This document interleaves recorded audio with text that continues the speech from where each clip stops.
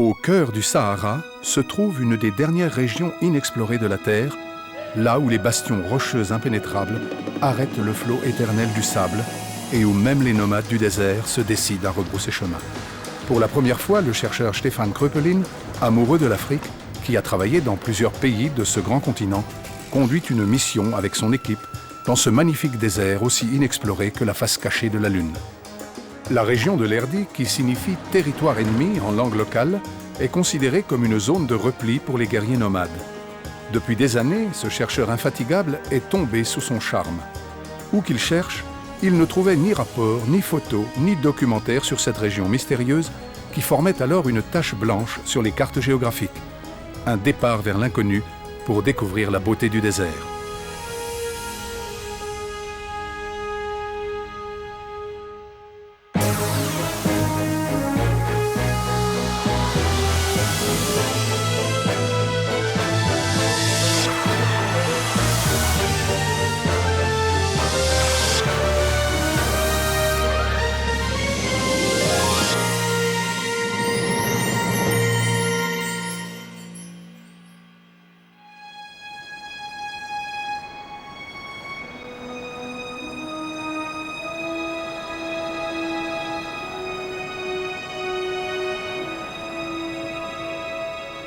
Au Centre national d'appui à la recherche, à N'Djamena, capitale du Tchad, d'où doit partir l'expédition, règne une ambiance bon enfant.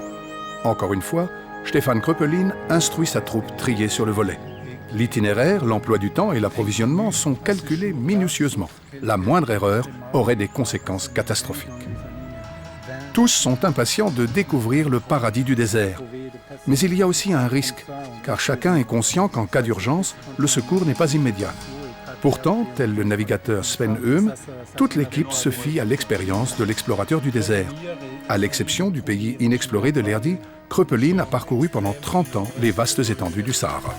Depuis des années, l'ethnologue Mike Meapol et l'écrivain Raoul Schrott font partie du cercle intime de Kröpelin, tout comme le botaniste Frank Darius, qui compte également parmi ses compagnons avides de découvrir le désert. On charge 5 litres d'eau par jour et par personne, 2000 litres de gasoil, et aussi du sucre, dont on fera cadeau aux autochtones. On a beau tout prévoir, il est possible qu'on soit en rupture de provisions dans le désert. Personne ne sait ce qui nous attend ici. La seule information à notre disposition est celle que nous pouvons tirer des images satellitaires. Évidemment, il n'est jamais exclu de rencontrer quelques nomades. Seulement, il faut se dire qu'ils peuvent rencontrer les mêmes difficultés logistiques que les autres. C'est-à-dire d'aller tout seul dans ces zones extrêmement isolées et alors de survivre justement dans une région dépourvue d'eau. Ils ont environ 5000 km à parcourir, dont 80% de désert impraticable. Tout d'abord, ils s'engagent sur l'axe principal en direction de l'Est pour aller à Abéché, la plus grande ville de l'Est du Tchad. Ensuite, ils suivent les pistes sableuses sur la lisière nord du Sahel et se dirigent vers l'énorme montagne de l'Ennedi. La traversée de l'énorme dépression dunaire du Mourdi constitue une des dernières zones difficiles à traverser avant d'atteindre l'Erdi Ma, leur destination finale. Après des années de préparation, le moment du départ est enfin arrivé. Le docteur Baba El Hadj Mallah, directeur du CNAR, leur partenaire officiel au Tchad, prend congé de l'équipe après une séance de travail et une longue concertation. La réussite de cette expédition scientifique, d'une grande importance, lui doit beaucoup. Le premier tronçon de leur itinéraire à travers l'interminable savane est peu fréquenté, même par les nomades.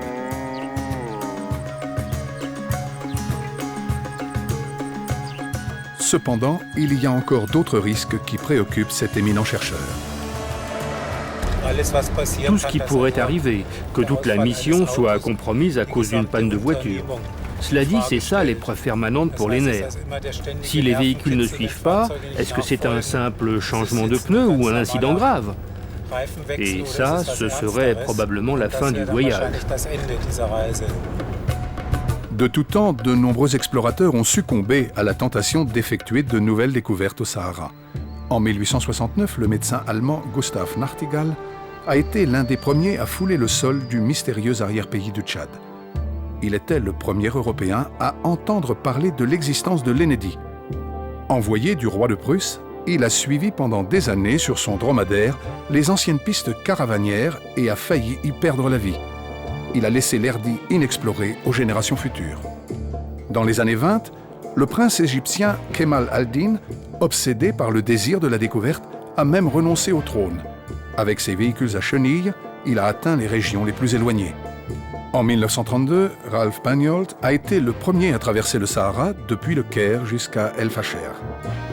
Dès 1923, le diplomate Sir Ahmed Hassanein Bey est parvenu, à l'aide de guides autochtones, à se frayer un chemin jusqu'à la lisière nord de la dépression du Mourdi. Complètement épuisé, il est arrivé dans la nuit à un point d'eau situé aux abords du terrain inconnu, mais n'a pu aller plus loin. Kröpelin fait également partie de la tradition des grands explorateurs du Sahara.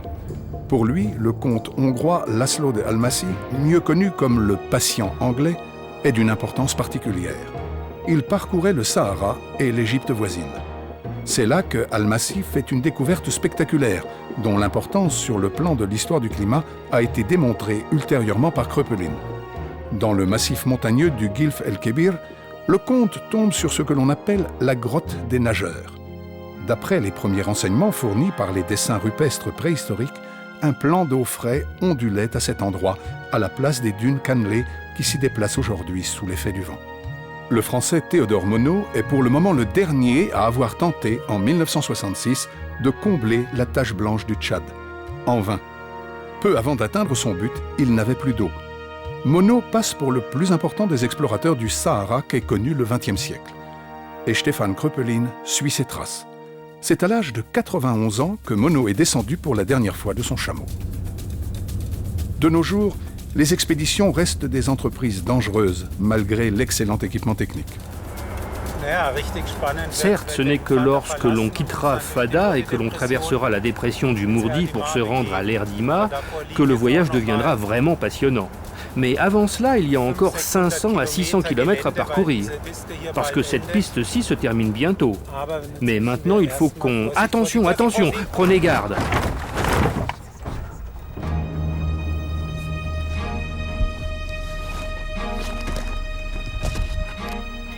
Stefan Kröpelin ne veut pas le croire.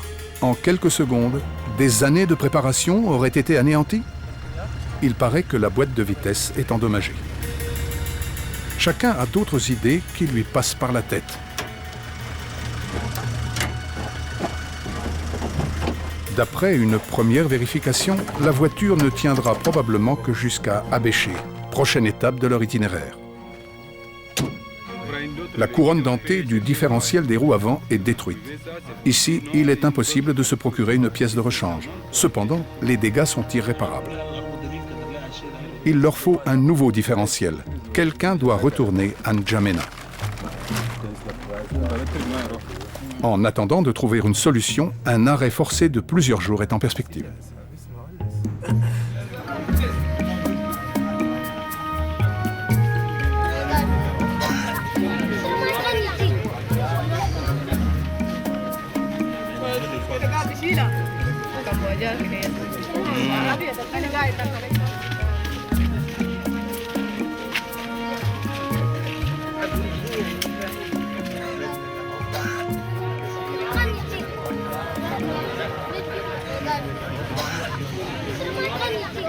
La situation là, vraiment, on n'est pas bien informé. On n'est pas bien informé. On est bandits, les coupeurs de route là, ça existe toujours. Même au Cameroun, n'importe où, il y en a. Ces questions là, vous êtes en sécurité. Après quelques jours, le réservoir bien rempli, ils reprennent l'itinéraire prévu en direction du nord jusqu'à Fada, chef-lieu de l'Enedi. Si on ne les empêche pas de poursuivre leur route, ils vont se lancer sur les pistes sableuses pour traverser ensuite le massif de l'Enedi. L'expédition devient en quelque sorte une visite géologique une fois dépassées les portes de la ville. L'étendue de cet espace immense qu'est le Sahara révèle les dimensions colossales du temps géologique et des changements survenus sur le globe terrestre. Jadis, le supercontinent de Pangée s'étendait là où se trouve encore aujourd'hui l'Afrique. Il y a environ 200 millions d'années, le supercontinent de Gondwana s'est désintégré. Il s'est divisé en plusieurs parties qui sont allées à la dérive et forment aujourd'hui les terres de l'hémisphère sud. Le 19 juillet 2001, un agent du CNAR, M. Jim Domalbaye, a mis au jour un crâne d'hominidé datant d'environ 7 millions d'années. Ce crâne, qui fait du Tchad le berceau de l'humanité, a été baptisé Toumaï par le président de la République, son Excellence Idriss Déby Itno. Toumaï signifie « espoir de vie » et la mission qui a produit cette découverte majeure a été organisée par le Dr Baba. D'après les découvertes les plus récentes, les hommes ont peuplé à partir d'ici tout d'abord l'Asie et ensuite le monde entier. Ils descendent de femmes africaines qui, à la suite du changement climatique, suivaient les hommes vers l'inconnu. Dans le plus grand désert du monde, chaque mission de reconnaissance nous permet de découvrir la complexité époustouflante de la géologie et de l'histoire de l'humanité.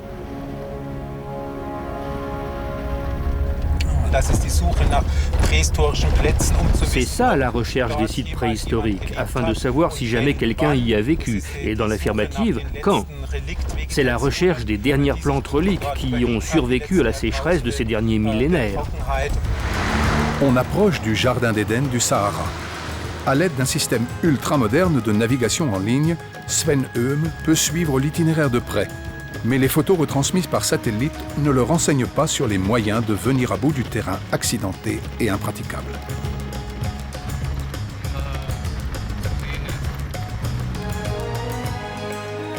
Depuis 2 semaines déjà, l'expédition est en route et les voilà arrivés à leur première destination principale, les contreforts de l'Ennedi, un massif montagneux gigantesque dont l'existence était pratiquement ignorée du monde entier. Sous l'effet du vent de poussière déchaînée naissent des ruines érodées bizarres, tels les sédiments, dégagés pour ainsi dire par une sableuse de l'ancien océan qui s'agitait ici il y a 500 millions d'années. C'est la 5e fois que Kröpelin atteint cet endroit fascinant. On établit un campement au pied des témoins d'un passé primitif pour lesquels on ne compte pas et pour lesquels on n'a jamais compté. Des dimensions tout à fait nouvelles d'expériences existentielles s'ouvrent aux explorateurs du désert. Leur propre vie leur paraît être une seule journée dans l'océan de l'éternité.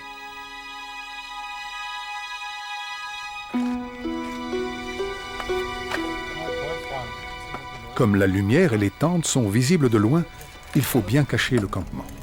Les conversations du groupe sont perceptibles à grande distance. Chacun suit le cours de ses pensées. Sven Öhm, le plus jeune de l'équipe, étudie encore pendant longtemps les cartes. En tant que navigateur, il n'a pas droit à l'erreur et ne doit pas montrer ses incertitudes.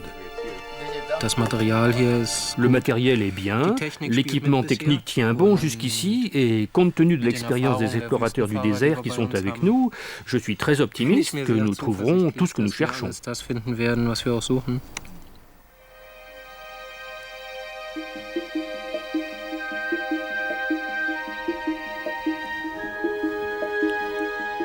Le matin, chacun cherche ses repères et quelques-uns préfèrent dormir seuls, loin du campement. Ne se pourrait-il pas que le berceau de l'humanité se trouve ici, dans les contreforts de l'Ennedi? Nos premiers ancêtres partaient-ils à la chasse dans cette oued? Auprès de ce massif montagneux, les paléoanthropologues espèrent de nouvelles découvertes sur l'évolution de l'homme. Les données collectées par Kröpelin sur l'histoire du climat et de l'environnement peuvent également y contribuer. Plus vite que l'on aurait pensé, le convoi est pris dans un champ de sable mou. Mais on n'en restera pas à cette surprise-là. Tandis que l'équipe s'efforce de remettre en marche le véhicule tout-terrain, des habitants du désert s'approchent sans que personne n'y prête attention. Kröpelin reconnaît la personne en face de lui. C'est le chef de canton d'Archei. Les accompagnateurs tchadiens expliquent au chef du canton le but de la mission. Le chef traditionnel encourage l'équipe et leur souhaite plein succès. C'est dans cet esprit que Kröpelin et son équipe se lancent à la conquête du désert. Rassembler au maximum des informations scientifiques et techniques pour aider le CNAR à monter les dossiers des sites tchadiens à inscrire sur la liste du patrimoine mondial de l'UNESCO est aussi un des objectifs poursuivis par Dr Stefan.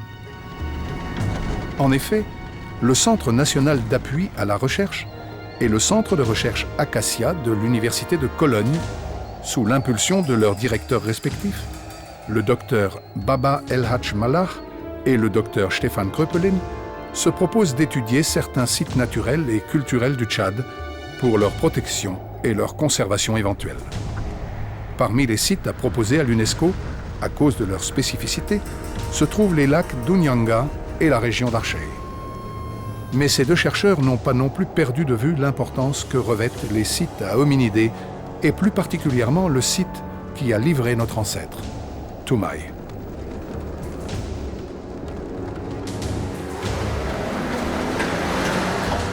Alhamdulillah, on y est arrivé.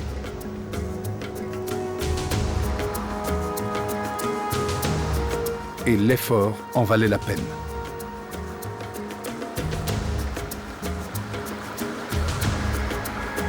En plein désert, ils approchent une merveille de la nature, un labyrinthe rocheux, immense et mystérieux.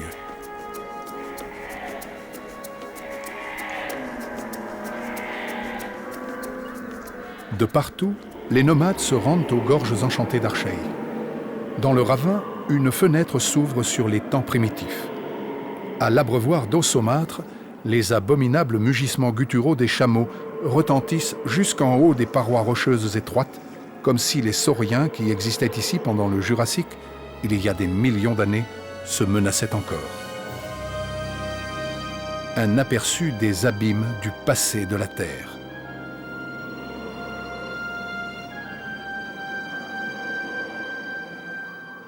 Effectivement, près des chameaux apparaissent des descendants d'archosauriens, les crocodiles de l'Ennedi.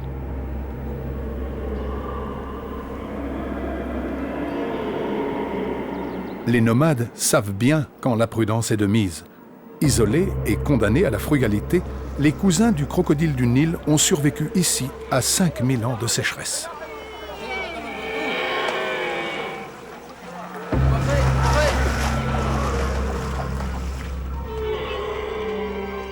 Les salles naturelles ne dévoilent pas seulement un trésor insoupçonné d'animaux sauvages.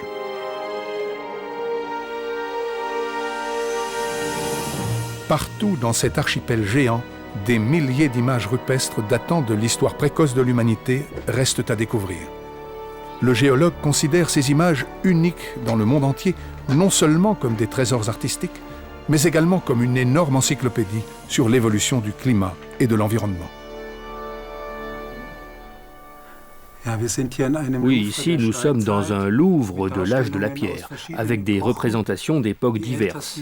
Les plus anciennes remontent au Bovidien, c'est-à-dire environ 5000 à 6000 ans avant l'époque actuelle. Les plus jeunes datent de la période du chameau, qui a commencé seulement il y a environ 2000 ans. Et ces figurations de chameaux sont souvent